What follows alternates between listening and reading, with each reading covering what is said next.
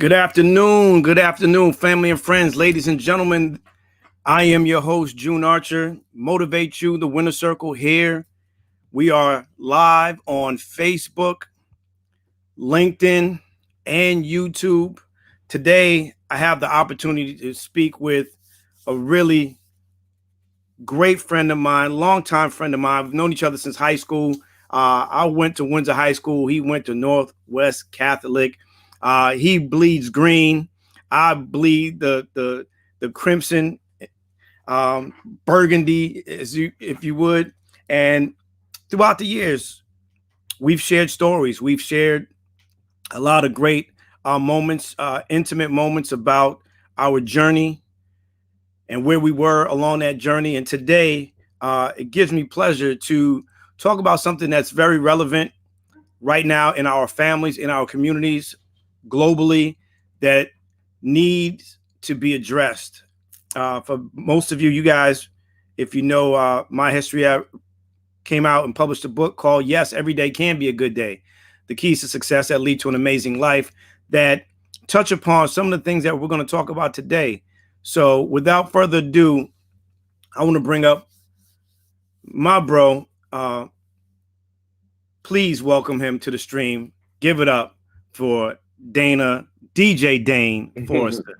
Yes, sir. Yes, sir. Thank you. And big shouts out to you, man, taking out time for your extraordinarily busy and hectic schedule, man. I really, really appreciate you doing this. We talked about this when I won the rap battle, our DJ battle a month or so ago. And without any hesitation, you caught that. Without any hesitation, he was like, I'm on. You know, and you and I don't get a chance to see each other or speak to each other as often that we would like.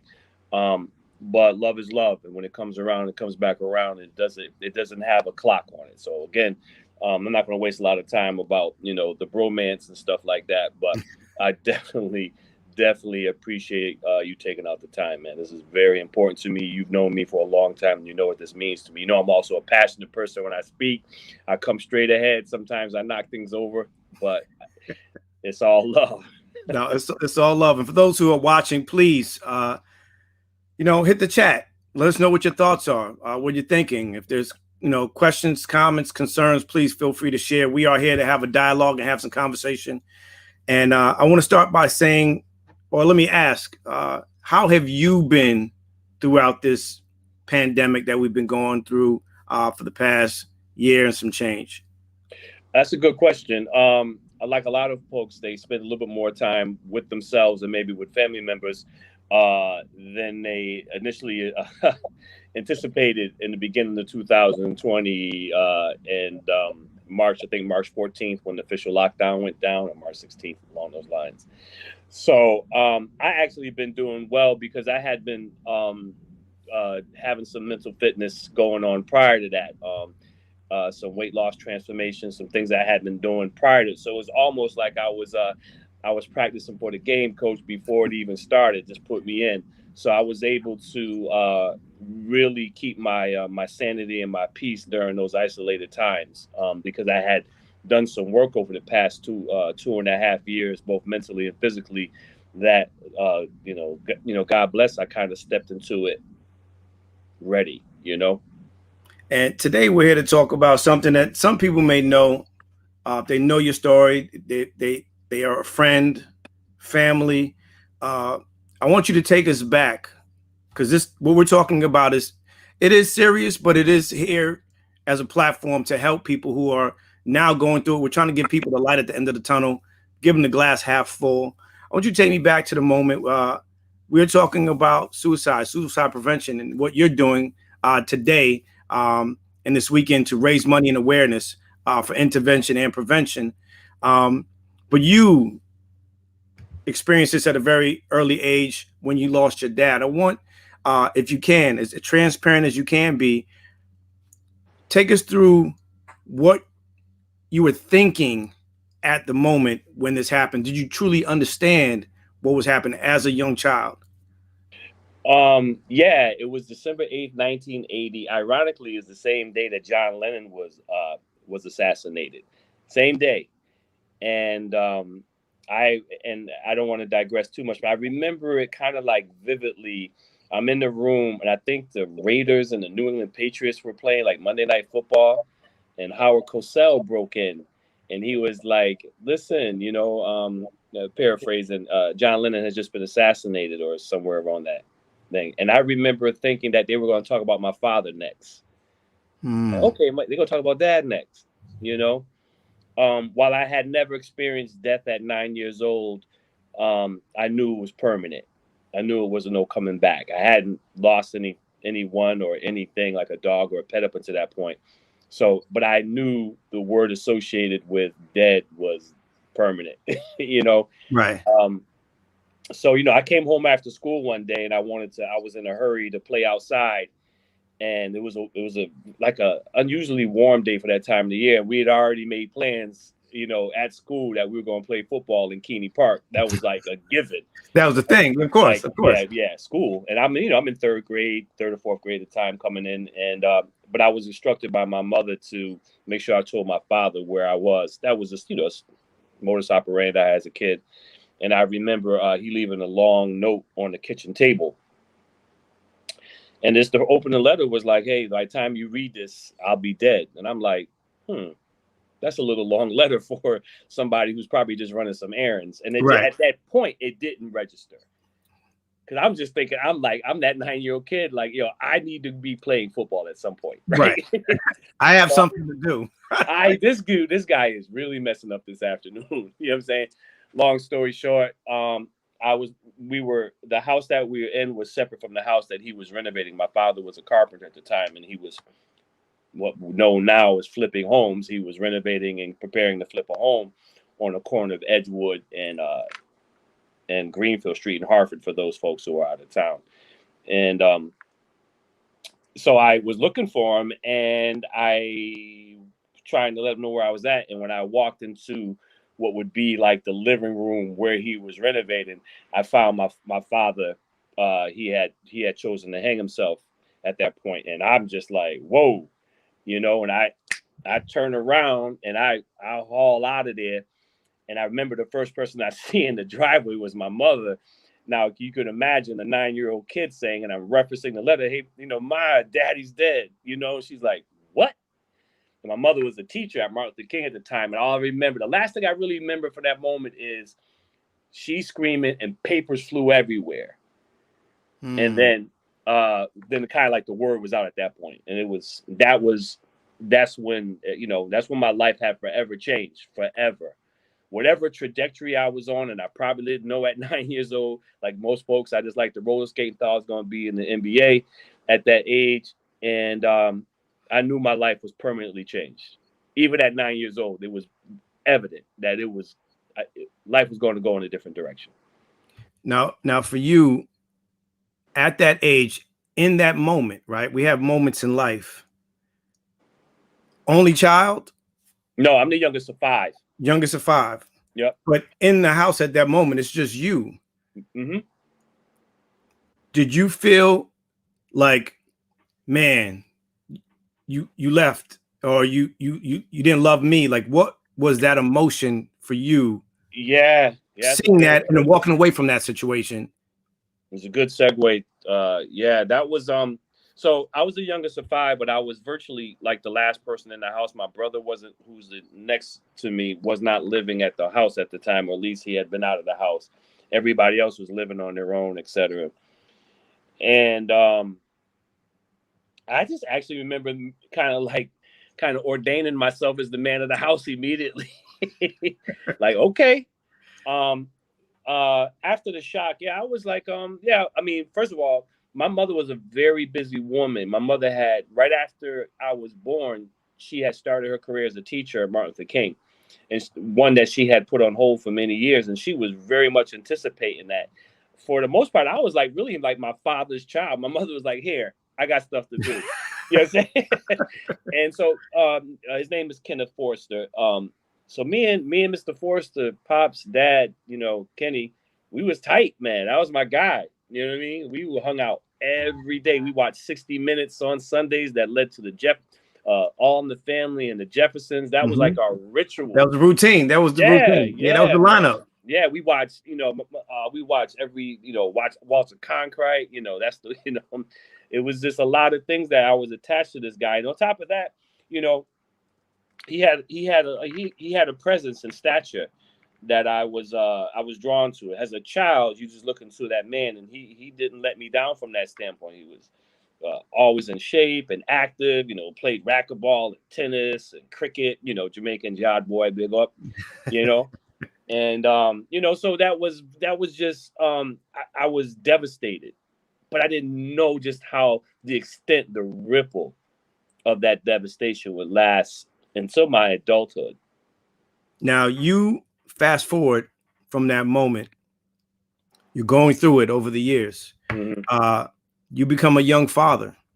Yep. You have two amazing children. Mm-hmm. Brandon has now become a grown man. He's an amazing individual. I had the opportunity to know him pretty much all his life. Yeah, you did. Yeah. How important was it for you after losing your father and at 9 years old, not having that father figure, Mm-hmm.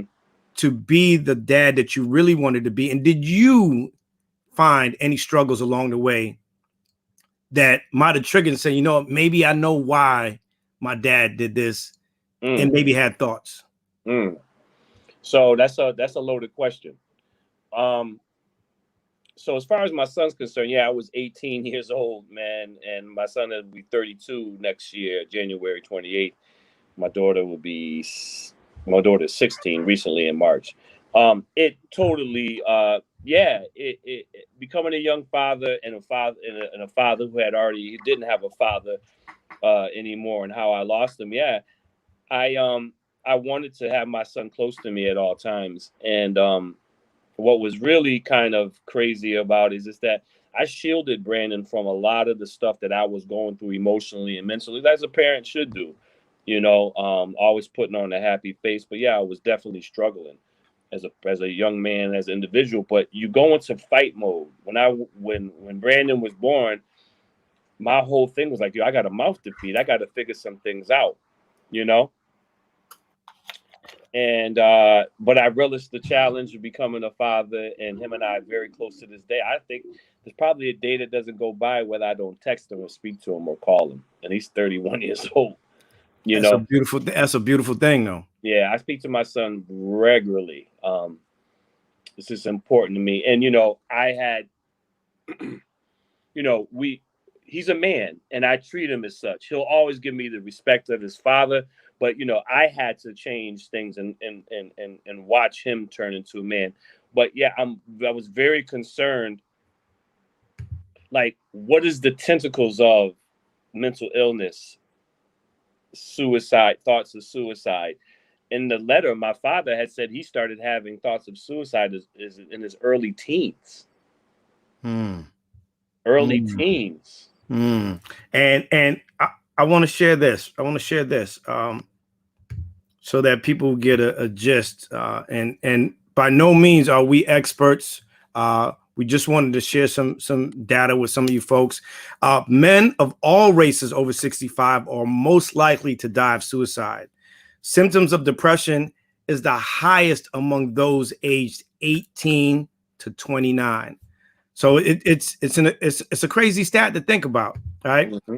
But also, one of the things that we realize is women are more likely than men to experience mild, moderate, or severe symptoms of depression. Suicide is the 10th leading cause of death in the U.S. alone. In 2019, 47,000 plus Americans died by suicide, with 1.38 million suicide attempts, and average daily is 130 suicides a day. And that's 2019. That's 2019. This is pre-pandemic, right? So this is why it is so important right now, more than ever, that we're talking about this. Right. You have been in this space for quite some time, sharing your story, and I appreciate it. Love you more for it. And how important is it? We talked about this off air. The village around you, right? We talked about our 30-year friendship, that, people grow. They grow apart sometimes. They outgrow people sometimes. What was your village like after that point, and what has it been like being a father and having that village surround both your son and your daughter? So that's another great question. I'm gonna be honest with you, man. I didn't have a village uh, growing up. Um, I didn't, unfortunately, and I say that not from a lack of physical presence. I say that from it went silent after my father passed away. You know what I mean? Like my mother, and you know how close I was to my mother. You know how close I am to my mother. Can I tell you, my mother probably she never talked about my father's death, even up till she passed away. Now she would say things like, "Now this is once again this is the tentacles, this is the ripple effect, this is the collateral damage that you have to live with." My my mother used to say when she softened. My mother was very angry for a long time at my father.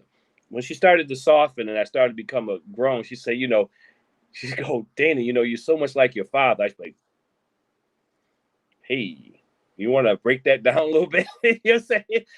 I'm not gonna lie. I worried if there was a gene inside me, if there was something that was, because to me, I say like, what broke him? You know what I mean? What was that? What was that moment? What was that thing? What was that something that he read, was told, heard, felt? But at some point, he made a decision that day, or it looks like, I believe, prior to that. But that morning, December 8th, he made the decision, the final decision.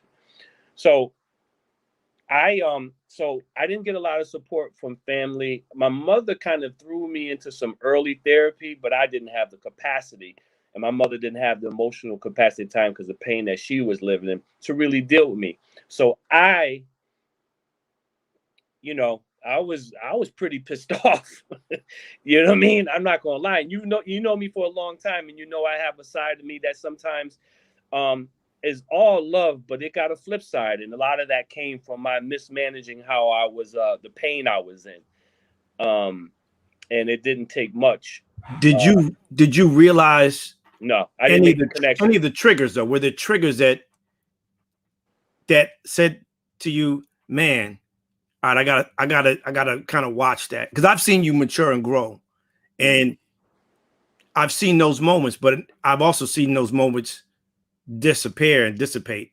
Yeah, Right? yeah. What were those triggers that people could kind of recognize now that can help them moving forward for some of this trauma that people might uh, run into, or that might happen to them? And we're losing people at an alarming rate, Mm-hmm. whether it's hypertension, high blood pressure, Mm-hmm. COVID, Mm-hmm. stress. Mm-hmm. What are some of the triggers as it pertains to mental health and mental fitness that people could kind of pay attention to?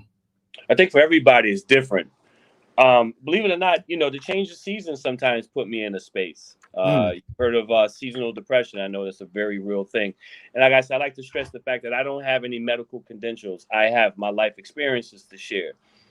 Right. With that being said, you ever wake up and something ain't right. You feeling a little bit yeah. off. Something's trying to let you know. It's like, hey, I'm in pain over here. Something's going on. And the more you kind of sit on it, the bigger the more Yeah. powerful it gets. So so it could be a few things. I will say this, and by no means do I think it's anything wrong with it anyway. I had my first bout of serious depression after my mother passed away in 2000. My mother passed away in 2014. In 2016, it hit me like a tear just came out my. I wasn't talking, like it just came down. I'm like, what's going on here? And I knew I couldn't hold it anymore. And I do what I recommend anybody did, and luckily I have the support mechanisms and the family and friends now Right. who were like, they knew it and they ushered me and they were there for me. But I actually reached out to my primary care doctor. I jumped, like I kind of just like jumped in line. I was like, hey, I need to have a conversation. and then it immediately led to taking the steps and the measures to get some help. I personally have never been on a prescription or anything like that, but I don't knock it. I understand there is a realm for that. I remember immediately telling the doctor, and at the time the psychiatrist said, listen, I will not be taking a pill for this. But because I knew I had enough wherewithal, I knew where this sat. I knew that it was just time for some real deep digging. But that was self-reflection. Yeah, like yo, are we ready to really fight now? You call yourself a fighter, but you really ready for this? That's a real question though. Like you got to really ask yourself, Dana, do you want this smoke? You really want this heat, bro? And at that time, I was totally submissive and prepared to be vulnerable, and that something you and I talked about a few weeks ago. I mean, once I realized that my vulnerability was my superpower, and this is we talking about 2015 and 16, 17. I'm like, they gonna have a problem on their hands, because I'm really starting to dig in and feel better about myself. So, but it took some work and some honest conversations that are still continuing, by the way. Right. And this is not something that goes away, but I think just to back up, just to touch, the more important piece here is really taking that time for yourself, taking what I call mental health days yourself. That means taking a walk in the park or finding a hobby that's not stressful, that won't trigger anything. Like if it's golf, if it's tennis, if it's gardening, if it's reading a book, if it's just sitting out on your patio or sitting in the park, going to Bushnell Park. Yeah. These are mental health moments and mental health days that you could take to just take what we call 20-second time out. Sometimes you just gotta, you know what? This is too much, right? Yeah. And we have to stop being afraid to tell our employers, right? Listen, can't come in today. Like today, I don't got it. You ain't gonna have the best me, and this won't be good for anybody else. Because everyone else around me. And tell your family and your friends that. I've had to have conversations with people close to me, like, you know what, today ain't a good one. Give me a minute. It ain't about you either. Right. You know what I'm saying? Like sometimes because people care about you, but they also don't want to be held on a little bit of a ledge. Like, yo, is this I'm gonna get my papers today and stuff. You know what I'm saying? So no, but at least be if you can, if possible, if you know enough to know, communicate that both to your employer, your friends, your family, your wife, your girlfriend, your boyfriend. Say, hey, I gotta take a little time out today. My man Ron P always said this. He loves this quote. He goes, you got to put your seatbelt on first before you help somebody assist with theirs. Always. And there's a certain level of selfishness, well balanced selfishness that you have to keep for you. No, it's true. Shout out to Ron P. He has so many gems. So many gems. Yeah. One of the things that we're here to talk about is Team KForr.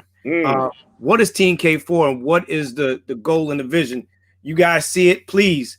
We'll drop it into the chat, the link and everything.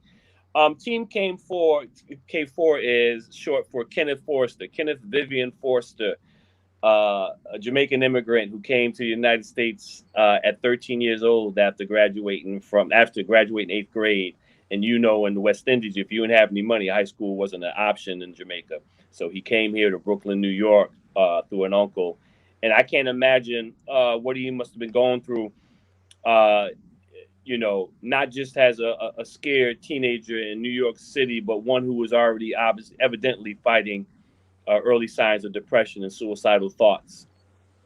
So I decided to develop a team called Team KForr for the American Foundation for Suicide Prevention walk that we have every year in East Hartford at the River Launch. And you can have teams, and you can have teams sign up, and you can donate to those respective teams. You can just come show up. You can purchase some Team KForr merchandise, which all 100% of the proceeds go to the American Foundation of Suicide Prevention, Hartford chapter. And it's really, so I knew that I had a chance being, my son is actually the last living male on the Forrester side. So that leads to this. It's the legacy now. And yes, my father could not make it. He made a decision that affected me for the rest of my life, and affected others and people that I touched, because hurt people hurt people, and I was guilty of that, you know. Um, but I have a chance to relight my father's legacy, because I like to think in 2021, if he knew just how much he was loved, if he didn't lose that perspective, because that's what it is. You drive down this hole and you lose sight for that time that the only thing you want is an out. If he just knew just how much he was loved, and just how important he was to so many people, he could have kept that before he tied the last knot. And I'm just going to keep it real. Before he kicked the chair, before he made those decisions, I think we'd be having a different conversation today, but we're not. We're having a conversation. I am a survivor of suicide, not the attempt, but I'm a survivor of what happens when someone you deeply love and care about leaves a big wound in your life, in your heart. I made a clear decision to do something more positive with it. And Kenneth Forrester is going to live as a champion in my life.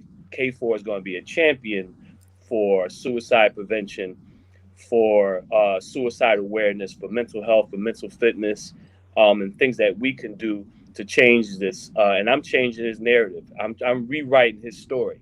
And that's what I've been doing for the past 4 or 5, pretty for much my whole life since his passing. But I'm just at that point where, I'm extraordinarily focused on rewriting. December 8th ain't the last day of his life. It was the last day of a choice that he made. But that's not the last day of his life. And as long as I can breathe, he's breathing. So that's where I'm at. That's what KForr stands for. So I want people to come out and support tomorrow. Come over to the East Hartford River Launch over here in East Hartford, and come talk. You'd be surprised how this started. This is very important. June. This is very important. So in 2000, I want to say 16 or 15, maybe a little somewhere between that time, my friend Sherry Brown, who I used to break dance in her and do Michael Jackson imitations in her and her family's living room. And they found out that I was a hurt kid who survived suicide, and my friend Sherry, at the time, she had lost her life partner, and she got involved with suicide prevention. And I'm paraphrasing, there's so much stuff in between, but Sherry reached out to me and asked if I could just provide music and occasionally share my story about it. And now 5 or 6 years later, I'm being considered to be a board member. I'm going to think about it. I really would love to help some more. There's amazing people, Michelle Peters, Sherry Brown, countless other folks in that organization who do amazing work just to make sure that people are aware of just how important this topic is and this situation is. And so big salute to the American Foundation of Suicide Prevention, chapters all over the United States. I'm not quite sure if it's all over the world, but definitely the one here in Hartford, Connecticut, the city that I love, has a strong representation, and it's been getting bigger year after year. Now, let me ask you this. Yeah. We got the KForr gear. Working on a legacy. There are a couple other things that I want to share with people. I have a good friend, Morgan, who created this app for mental health. And Dana said it earlier. There are so many resources. Sometimes you just have to call your health provider and just say, I need help. Speak to your employer. I need help. Go to the hospital. If you feel like you have no other option, if you have a mobile device, and most of us do have one, it is as simple as just pressing 911. This app is amazing. If you have the opportunity, check it out. The link is here. And simple. It's a 100% confidential, customizable mental health support system that helps individuals and teams overcome stress and burnout. Most of us are experiencing burnout, Dana, and sometimes we don't realize, like, we just need to take a break. That's it. We need to take a break. What are the things, because we know that you love music, what are the things that you do when you find yourself in those moments to kind of take a step back, take a deep breath, get your woo-saw on? Mm-hmm. What are the exercises that you use to get back in a better mental space to help with your mental fitness? So after my nap, no, I was joking. So the first thing I do is take stock of where I'm at. Mm-hmm. And I don't necessarily need a release. I need silence from the world around me, and also silence from what's trying to enter into my mind, into my heart, that might not be positive. And I have to parse those things out, like, Data, that has no place here. Or recognizing not just your strengths, but your weaknesses. So this has been, so I personally, yes, I love to DJ. Yes, I love to shop for fedoras. Yes, I like to laugh and watch a good movie and talk and exercise. But the first thing I do is try to find a silent place for a little bit, get into a space that I have to find out where this is coming from. It has an origin. Right. It has a beginning. Where did it come from? And you know what's a good answer? I don't know. Wow. It's okay to say I don't know. Hey, I don't know. So maybe it's time for me to reach out for some help, either professionally, or maybe it's time for me to call June, or maybe it's time for me to call Ron P, or maybe it's time to call your girlfriend, or maybe it's time to call your wife, or maybe it's time to call your best friend. Because I don't know is an acceptable answer. It's just not the answer we're always looking for. So I just try to find really a space in my life where it's quiet. For some people, that's not a good thing because silence is deafening. For me, I try to get my woosah on. Like, okay, let me get recentered here. I'm out of balance. I'm either too high or too low. I kind of want to get in the center. So that's where I start off. And then obviously music, you and I both, that's another thing that links us. Besides our deep love for our community and our people, our love for music and the exercise that it is. Music to me is probably the most powerful form of influence from a few reasons. You're hearing at a very high level the redundancy and the message. So if you wake up to Donny Hathaway and you hear love, love, love, or what's going on, or things in that positive nature, that has a way of seeping into your psyche and your mind. And that's why I think love, to me, there's no more powerful drug on earth than music. It can make you laugh. It can make you cry. It can cause a fight. It can cause a revolution. It can do, that is name one thing that you can take that can make you feel that way. And I'd say I can take music. That's my pill. So yeah, I love music, bro. So as we're stepping into that, this is a great segue.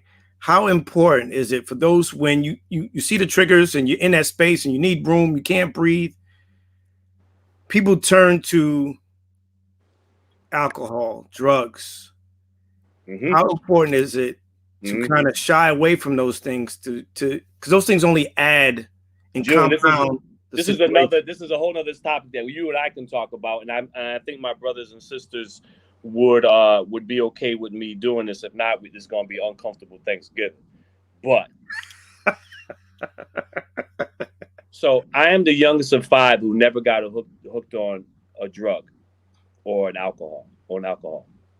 Youngest of 5 out of my kids. My oldest brother died of AIDS, complications from AIDS from his drug use.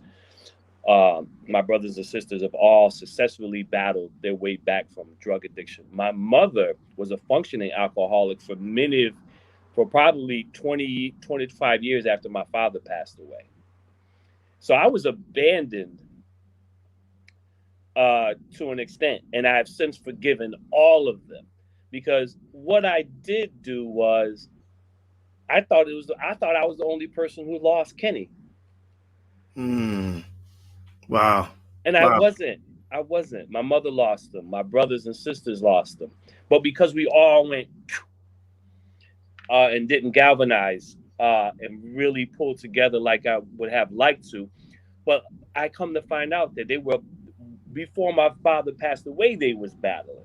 Now the substance abuse was the crutch. Not to mention things that they had going on personally as well, because I don't want to all put it on that.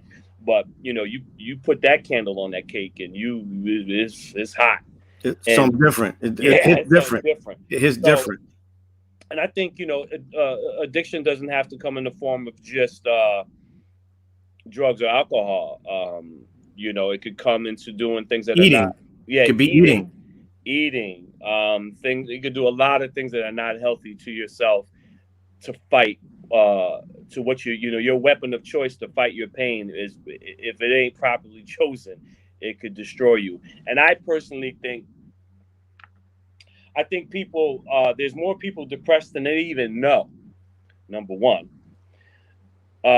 Number two, and I'm not making this political or social. I think it do a disservice to all the people of all walks of life who struggle with this. But something about being born in a black community, you stepping out the womb and you already got the world at your back in some aspects, right? Mm-hmm. You already fighting what's going on in your community. Man, who am I? At the time for us, it was like, yo, I hope I don't get my sneakers taken on my way. Hey, what size are you? Are you my size? You running, stuff like that. So there was things that we had.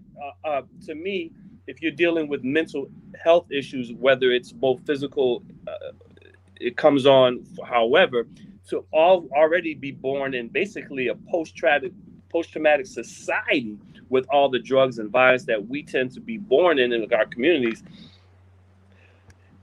you can't even kind of parse that out. Like, Yeah, it's tough. It's tough. like what it could be any one of those things that could be driving you into a space that could cause you to harm yourself, let alone those external factors.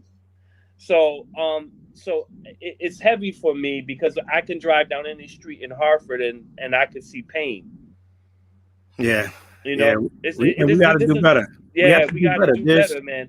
And I don't, and it's a battle that I would love to wake up one day and like, yo, nobody died today from taking their own life. You don't, it doesn't have to be immediate. You don't have to kill yourself immediately. It could be a slow death too. Right. What you Right. putting into your body, what you consuming, what you thinking can literally, like, it could The be. environment that you're in, but also the people that are in that environment. Yeah, you got to make some clear decisions on who you're going to decide going to be in those next chapters. And not everybody is going to complement where you're at in your life. And you can only help to a certain extent before you start harming yourself. So you have to make some clear decisions. You've had to make some very difficult decisions. And maybe not everybody's going to understand them right away. Maybe you didn't have the ability to articulate it Right. right away. As well spoken as you are doesn't mean you got all the right words. Right. Or the right timing. I think it's important, Dane. I know people have been watching. We've been doing this for lunch. I do want to share. We're giving a couple of dates, and I just want to, for those who are battling with substance abuse, Dana said it. You're channeling something that you're struggling with. There are people to help you. There are numbers to help. There's an organization, Intercommunity Health. They're doing a virtual gala Thursday, October 28th, 7 p.m. Please register, intercommunitygala.org. This will be of help to you. I'll be hosting, Dana, so I won't be there tomorrow. I'm supporting. I'm gonna get another sweatshirt. No, you there? You right here. You right here. I'm good.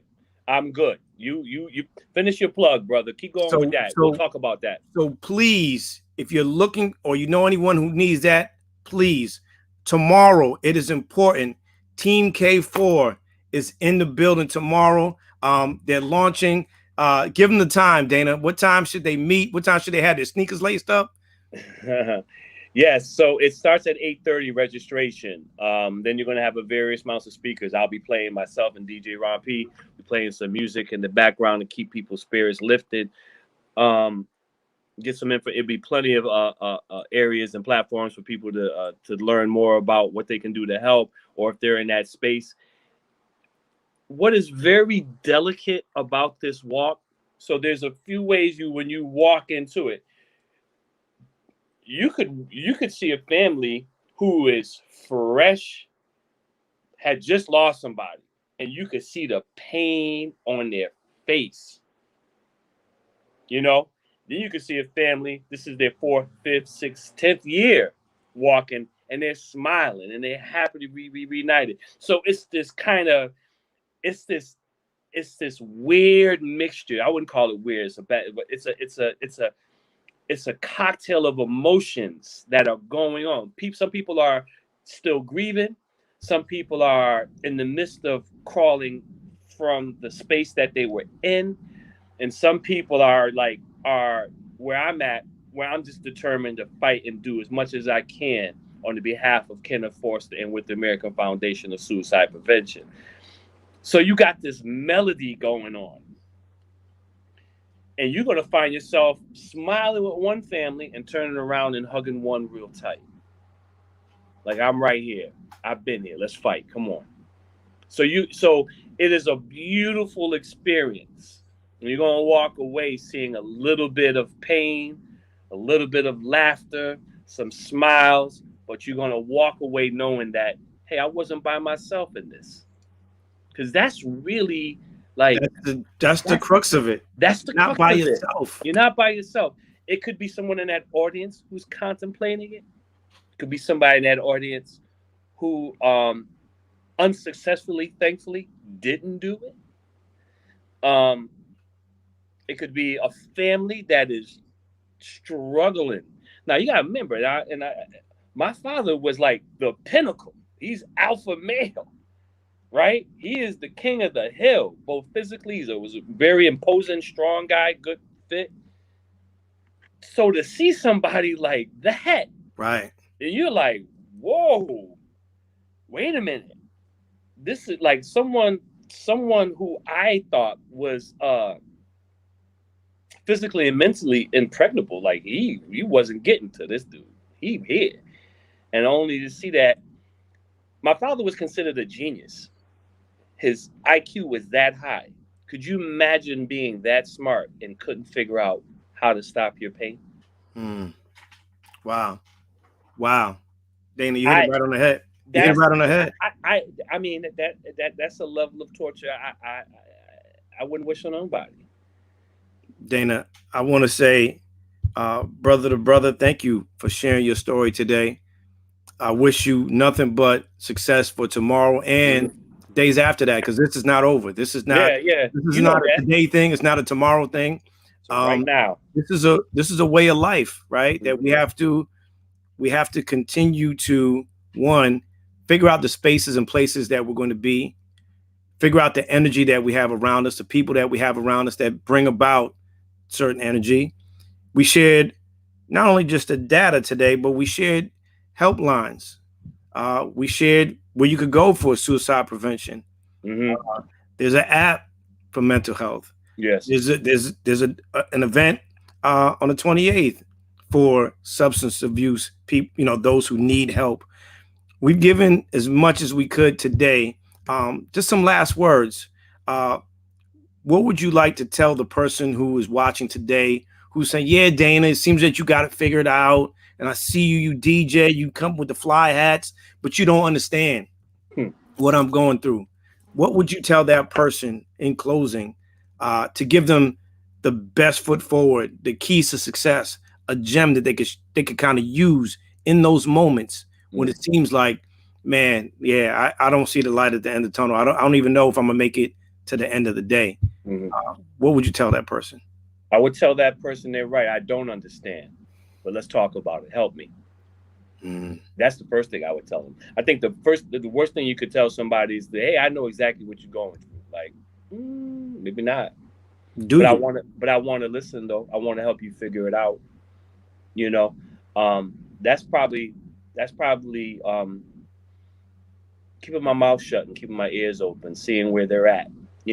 Not making it a competition of words, but a competition of compassion and listening. A lot of times we listen to talk instead of listen to learn. And so I try to listen to learn. I'm working on it myself. I'm guilty of already having prepared answers before I even heard the full context of what the person may be trying to say to me, express to me. So that's number one. Get out of this, try to get out of this distracted society and really pay attention to what somebody's saying. And sometimes what they're not saying is just as loud. Wow. The other thing that I would say is just that in this social media texting platform, all these things that are supposed to make us closer, in my mind, has separated us. I don't want to hear about, oh, I was thinking about calling you. Oh, you crossed my mind. I just ask everybody at some point over the weekend, today, whenever, instead of texting somebody, call them. Instead of say, hey, can I see you today? But here's something that I would say. Write a letter to that person and put it in the box. Mail it to them. Let them open it. It's a beautiful thing to read a letter, just letting the person know just how important they are to them. Because you took time. You took time to write it. You took time. Tell them that. Make sure they know how important they are. Because you know what we forget sometimes, and you hear this all the time at the funeral. When my mother passed away, I didn't realize how many people she had helped, and they was just coming in because you know why? She called a person. She went to a doorstep. She made a point to reach out to those people, and that was enough for them. So I want everybody not just to think about donate, while that helps, and that's great. Donate some time to people that you really love, family members, friends. If you can fix a fence with somebody, fix it. You and I know that. We talked about that. And if you can't fix it, pray for them. Talk to them anyway, to yourself. That's what I do. Yeah. And so that's pretty much where I'm at. Here's the thing. We have to lead with love, right? Mm-hmm. One of the things I've realized is recently I'm telling people exactly what you just said. Reach out. It's more important to call, right? It's more important to see them if you can do it safely during this time. A text message, an email, a letter. You can FaceTime. You can Zoom, right? But here's the thing, Dana. If you look through your Facebook friends, right? 5,000 and so this and right? that. Mm-hmm. So we'll put that number out there, 5,000. If you look through your phone book, right? If you take 10% of what you have in there, I guarantee if you call that 10%, they no longer exist. Mm-hmm. Time waits for no man and no woman. Right. They used to say life is short. It's much shorter now, Dane. Mm-hmm. So never leave the opportunity to tell somebody that you love them. Yeah. We always end up, what do we end our phone calls with? I love you. I love you. I love you. You know what I'm saying? I love you. And I do. Like I said, you know me, man. You see, like 12 years ago, I was cursing you out about something. You know what I'm saying? But that ain't got nothing to do with how much I loved you. Because if that next day you said, Dana, I'm stuck on the moon, I'm lighting up the spaceship way before Jeff Bezos was building it. I'm getting you. I'm coming. Yeah. I'll probably cursing you out on the way back, and you're probably doing the same. But I'm there. Doesn't matter. You know what I mean? Because I think it takes a concerted effort to recognize that, some people are going to disappoint us with their decisions. You know what I mean? But we don't have to throw the baby out with the bathwater, man. No. And we're human. We are human. Yeah. And I stand. So my mother, again, you and I are going to talk about the book and everything. BMF is going to be DSF and JA. You know what I mean? My mother, she understood the importance of confidence. She used to tell me all the time, Dana, don't you ever look up to somebody, but don't you ever look down on them either. Everybody's eye level. You make sure that people know that they're accessible to your heart and your mind, not so much by what you wear, what you look like, but who you are. You know what I mean? And that's something that sat with me. That sat with me. That's dope. And he I mean, June, I'm talking like 5, 6, 7, 8 years old. Bang, bang, bang.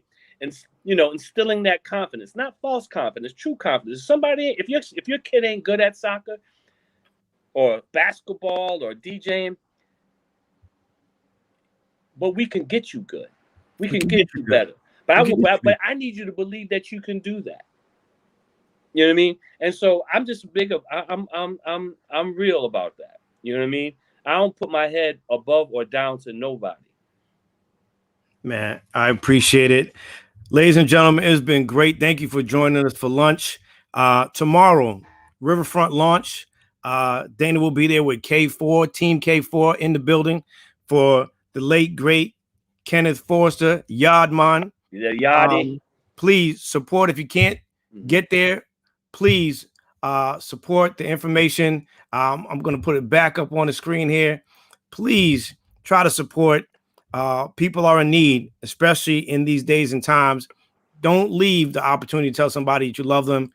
Open and spend some time. Just a random act of kindness goes a lot further than you think. Dana, brother, thank you so much. I love you. For those who tuned in, we love you as well. Yeah. Enjoy the rest of your day. Have an amazing weekend. One more thing. Make sure, June, that if you can, for folks who couldn't get away from lunch, June's going to put this back on the social platforms. He's going to put the YouTube link up at Facebook at some point and stuff like that. June is a little Spike Lee now. So he's got all these things. And I have to say this one more time before we get off. 2 things I have to say. Please, the American Foundation for Suicide Prevention is a lifeline. Please, please check out the website. There's links in there. Not just the donation part, the information. 2, big up to my man and my bro, my little big bro. I'm so proud of who you are, who you becoming, and who you'll be. And stick with it, man. I appreciate you. Thank everybody who watched on Facebook, LinkedIn, and YouTube. We love y'all. And have a great rest of the day. We love all of you. Thank you. All right. It's like butter, baby. Like sugar, honey.